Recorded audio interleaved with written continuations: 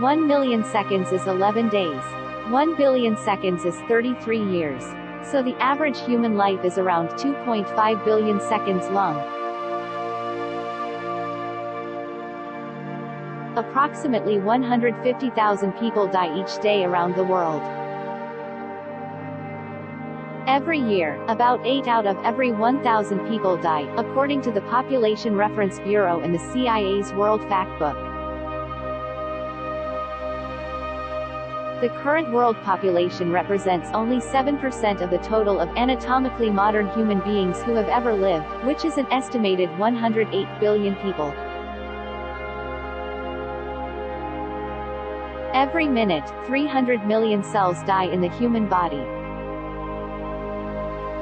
More people die from selfies than from shark attacks. Take that, social media. Mistakes on a doctor's note, mainly due to messy handwriting, kill over 7,000 people in the U.S. each year. Instead of viewing death as a type of failure, many ancient people, such as the ancient Egyptians, believed death was one of life's many passages. The last words of Thomas Edison were, "It is very beautiful over there." The belief in metempsychosis is the belief that at death, the soul passes into another body. Scientists at Southampton University have found evidence that awareness can continue for at least a few minutes after clinical death. In case you were wondering, a cubic inch of bone is about 4 times as strong as concrete. Just 3 days after dying, the enzymes that help break down a person's food begin to eat that person's body. There are over 200 bodies on Mount Everest. Their bodies are so well preserved that they are used as trail markers, such as the one below, referred to as green boots.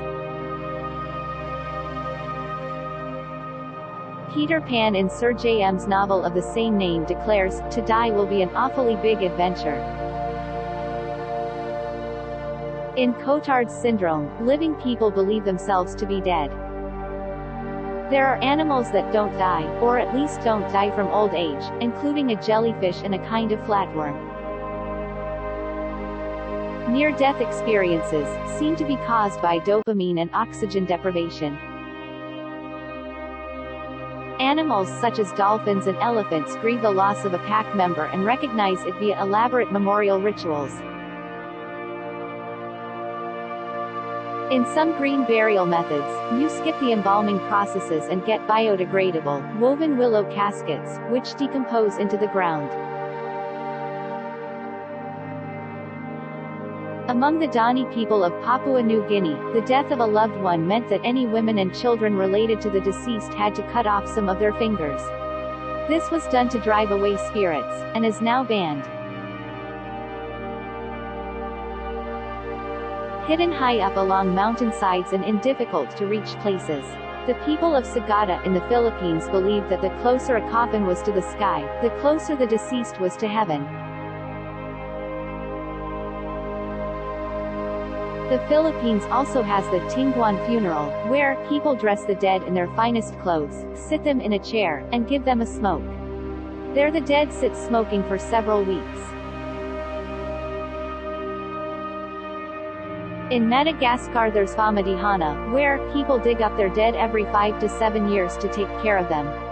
They rewrap the dead, perfume them, dance with them, and share stories. There's a similar practice in Mongolia called air sacrifice. The family lays the body out in the open and makes an outline of it with stones. Then they allow hungry dogs and birds to devour the corpse, leaving only the outline, a representation of its spirit.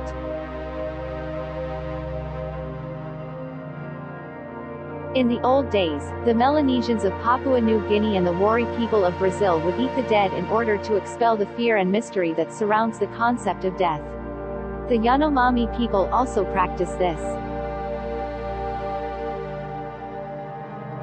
Having a well-attended funeral is a subject of great concern in Taiwan. To attract a crowd, some families hire strippers, host dances, and set out elaborate feasts to entice people to attend. Talk about a celebration of life.